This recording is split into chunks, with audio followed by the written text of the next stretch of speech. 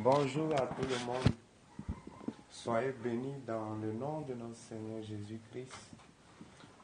La nuit d'hier, le Seigneur m'a donné un court message que je voulais partager avec tout le monde.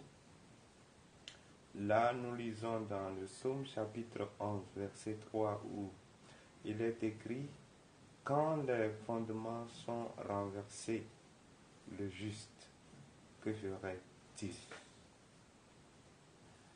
Dieu dit quand les fondements sont renversés, le juste, que fera-t-il? Il s'agit ici de quel fondement qui a été renversé. Le fondement dont Dieu m'inspire ici, c'est Jésus-Christ lui-même. La Bible dit nul ne peut poser un autre fondement si ce n'est Jésus-Christ lui-même.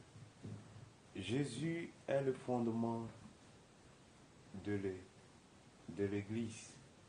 Et malheureusement aujourd'hui, ce fondement qui est la parole, qui doit être donnée à ceux qui viennent à Christ, la parole de fondement, la parole qui doit être inculquée aux chrétiens, a été abandonnée pour donner une autre parole au peuple de Dieu, qui n'est pas le fondement, qui n'est pas recommandé par Dieu. Une parole tournée vers le plaisir du monde, les désirs du monde, vers la satisfaction, l'autosatisfaction, la satisfaction de notre chair, de notre corps, bien que nécessaire, mais on en fait l'objectif primordial dans le christianisme. C'est de ça, Dieu veut nous faire comprendre ce matin que les fondements sont renversés, les fondements de son Église sont renversés. Alors, il y a un passage biblique qui résume ce que c'est que le fondement. Là, nous le trouvons dans Matthieu chapitre 11, verset 33, où il est écrit « Cherchez premièrement le royaume et la justice de Dieu, et toutes ces choses vous seront données par-dessus. » Voilà.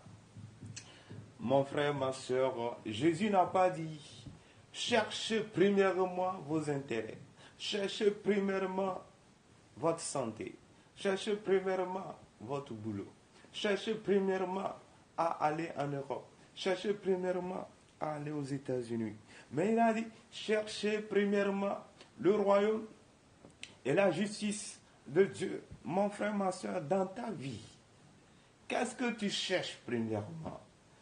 Qu'est-ce qui est la chose la plus importante dans ta vie? Quand tu te lèves chaque matin, à quoi tu penses premièrement? Qu'est-ce que tu cherches? Qu'est-ce que tu veux satisfaire dans ta vie? Est-ce la justice de Dieu? Est-ce la justice de Dieu que tu cherches? Est-ce que tu cherches le royaume de Dieu? Dans peu de temps, je vais expliquer ce que c'est que le royaume de Dieu. Une partie, ce n'est pas tout parce que c'est un thème tellement vaste. Et s'il plaît à Dieu, nous en parlerons prochainement, mais nous allons aborder quelques éléments du royaume.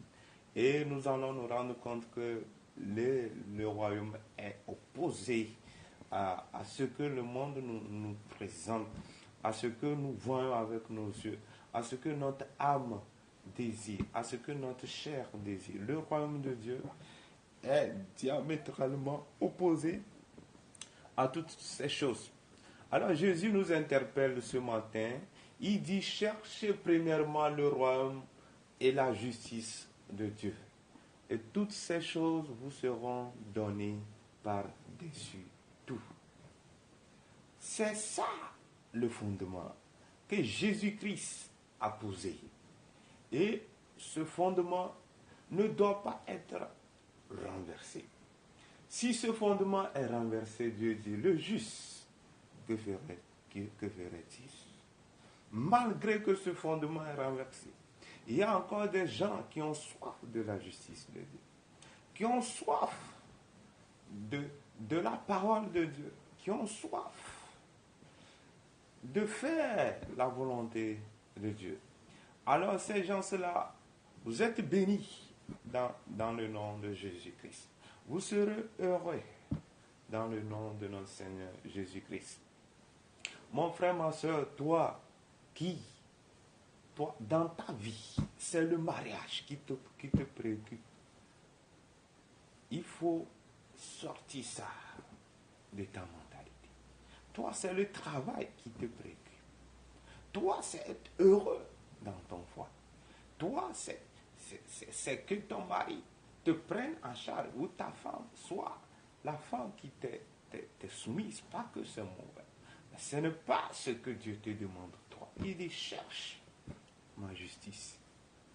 Il n'a pas dit, cherchez ce qui va vous plaire, mais cherchez ce qui va plaire à Dieu. C'est ça le royaume de Dieu et sa justice. Cherchez les intérêts de Dieu. Amen. Et là, il dit, c'est après avoir cherché ces choses que toutes choses nous seront données. Vous voyez, ça sera les prières pour nos besoins. Dieu va répondre facilement à toutes ces prières. Lorsque cette condition est posée, qui est de chercher premièrement le royaume et la justice de Dieu, Dieu n'est pas contre qu'on demande des choses qui vont satisfaire nos besoins. Il sait, mais il pose une condition. Si nous passons de côté la condition, alors nous allons passer à ce temps à prier, à crier, à jeûner, à aller dans les camps de prière. D'autres ont fait des camps de prière, leur maison, mais rien ne change. Les choses ne bougent pas. Ça reste toujours la même chose. Ils prient, ça ne marche pas. Ils sont misérables, ils sont malheureux, ils sont pensifs, ils sont tristes, ils ne sont pas heureux. Parce que le fondement qui permet d'être heureux a été renversé. Retournons à ce fondement qui est de chercher premièrement le royaume et la justice de Dieu. Alors les choses seront faciles. Maintenant, nous allons lire quelques passages qui parlent de ce que c'est que le royaume et la justice de Dieu. Nous allons ainsi dans Matthieu chapitre 5, du verset 4 au verset 16, j'espère. Là, il est écrit, « Heureux les affligés, car ils seront consolés. » Amen. C'est quoi un affligé? C'est une personne qui est attristée. Pas, il est attristé à cause du mal qu'il a fait. Il a été attristé parce qu'il a voulu se soumettre à Dieu. Et le diable s'est levé contre lui. C'est ces gens-là, Jésus dit, ils sont heureux. Parce qu'ils cherchent à faire toujours la volonté de Dieu. Le monde va les haïr. Ils sont attristés à cause de Dieu. Verset 5, il dit, heureux les débonneurs, car ils hériteront la terre. C'est quoi un débonneur? C'est celui qui pratique de bonnes œuvres. C'est celui qui fait du bien. C'est celui qui ne cherche pas le mal de son proche, qui cherche le bien de tout le monde, qui cherche le bien du royaume. Verset 6, il dit, heureux ceux qui ont faim et soif de la justice, car ils seront rassasiés. Amen. Vous voyez, Dieu dit, heureux ceux qui ont faim et soif. Des gens là, c'est des gens là comme ça que Dieu recherche pour ces derniers temps, où l'évangile de Dieu, la parole, le fondement que Jésus a amené, a été, si je peux le dire, alambiqué, détourné par les faux serviteurs de Dieu, où je ne sais quoi le dire. L'ennemi s'est introduit dans la doctrine. Et il est en train de nous tourner en rond. On dit, heureux ceux qui ont faim et soif de la justice. Si tu as soif de la justice, tu cherches toujours à faire la volonté de Dieu. Tu cherches toujours à te soumettre à Dieu. Tu ne cherches que les intérêts. du royaume de Dieu. La Bible dit nous avons été prédestinés pour les bonnes œuvres que Dieu a réservées pour nous. Est-ce que mon frère, ma soeur, tu te lèves et tu demandes Dieu, qu'est-ce que tu as préparé pour moi? Qu'est-ce que tu veux que je fasse pour toi? Quelle est ta volonté? Est-ce que tu le désires? Est-ce que tu te donnes? Est-ce que ton cœur est totalement tourné à Dieu? Est-ce que c'est comme ça ta vie? Alors Dieu dit, tu es heureux parce que tu as soif de la justice, tu as soif du royaume de Dieu. Dans la suite, il dit, heureux les miséricordieux. Les miséricordieux, c'est ceux qui font la miséricorde. Ils ont pitié des gens qui ont des problèmes. Ce n'est pas ceux qui s'apitoient, qui est une méthode aussi de manipulation. Car ils obtiendront la miséricorde. Heureux ceux qui ont le cœur pur. Est-ce que ton cœur est pur devant Dieu? David a dit, si tu me visites la nuit, tu sondes mon cœur, tu ne verras rien. Est-ce que quand Dieu te visite, est-ce que si on projette ton cœur sur un écran géant, est-ce que tu seras fier de ce que tu as ton cœur qui est rempli de haine, de jalousie, de tristesse, d'amertume et autres? Dieu t'interpelle ce matin à avoir un cœur pur.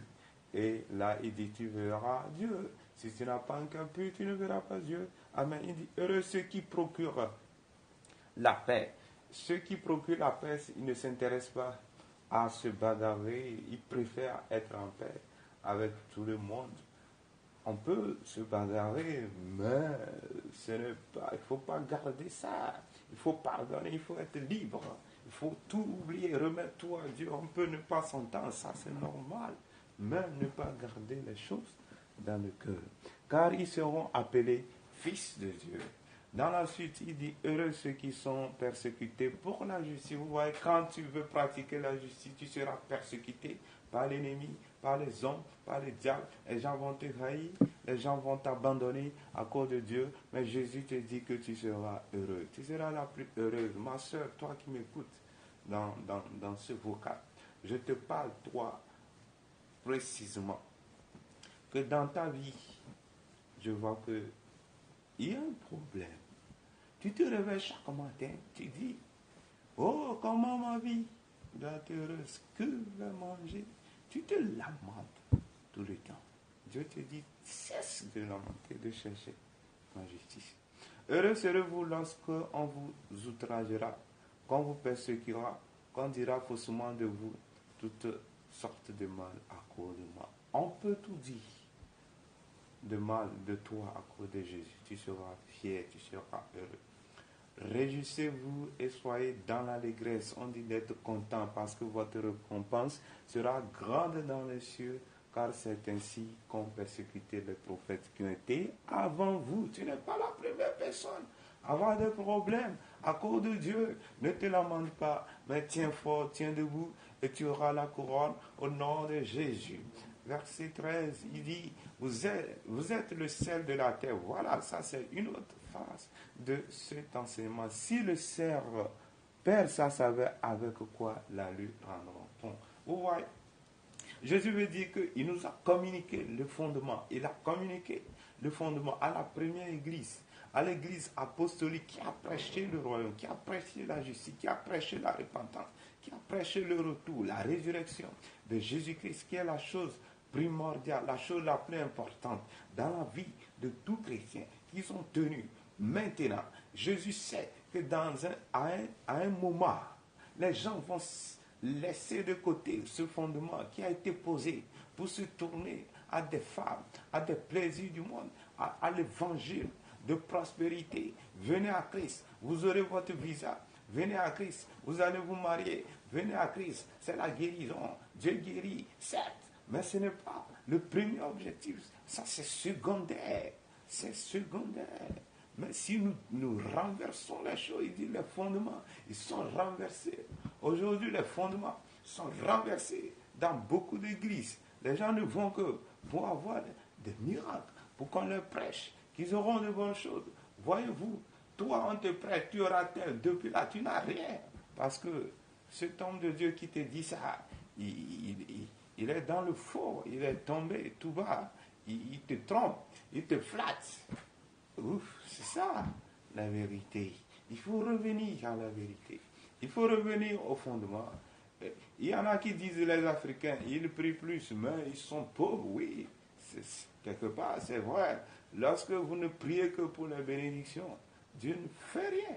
Parce que vous avez renversé les fondements. Vous priez que pour aller en Europe. Ça, c'est une maladie. Vraiment, c'est un gangrène qui ruine. C'est quoi?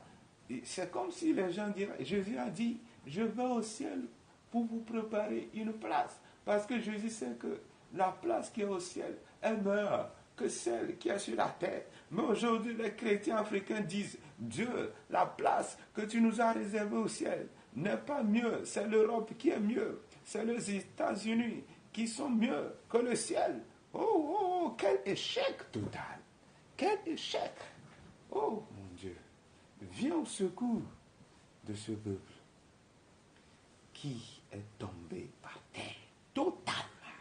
Les hommes de Dieu, ils sont impliqués dedans. Tu vas les écouter sur les médias. Ils ne font que crier, venez dans mon église, vous aurez les miracles. Mais ce n'est pas possible. Et il ne sert plus qu'à être jeté dehors et foulé aux pieds par les hommes. Vous voyez des gens là qui ont édulcoré l'évangile, c'est-à-dire ils ont détourné la parole de Dieu. Dieu dit, va les jeter dans le feu, ne les regardez même pas. Vous êtes la lumière du monde, vous voyez.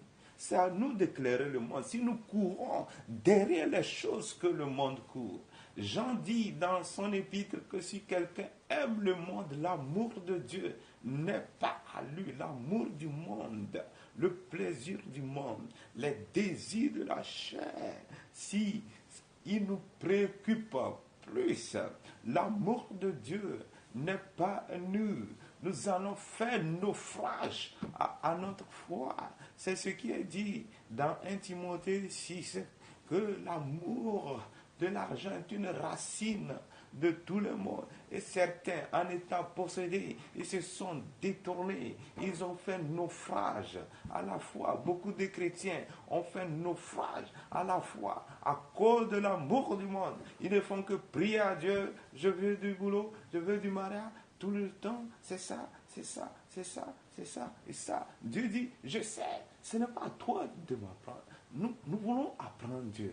Nous voulons dire à Dieu, mais Dieu a dit, cherchez premièrement le royaume et sa justice. Dieu, il faut changer en ça. Cherchez premièrement vos intérêts. Après tout, paradis là-bas, ça c'est secondaire. Oh, ça, vous renversez le fondement. Dieu ne sera jamais d'accord pour ça. Alors, c'est ça, l'un des problèmes de la souffrance de beaucoup de chrétiens. Surtout en Afrique, c'est trop, c'est trop, c'est trop, c'est trop. On se moque de Dieu en Afrique ici. On doit changer. Nous devons retourner au fondement. Même si ton pasteur est dans ce cas, il ne faut pas le regarder, il ne faut pas le suivre. Il n'est pas Dieu. Il faut suivre la Bible. Il y en a qui aiment suivre plutôt le pasteur que de suivre Dieu. Ça, c'est quelle maladie. Tu as la Bible. Tu as été à l'école. Il faut lire la Bible.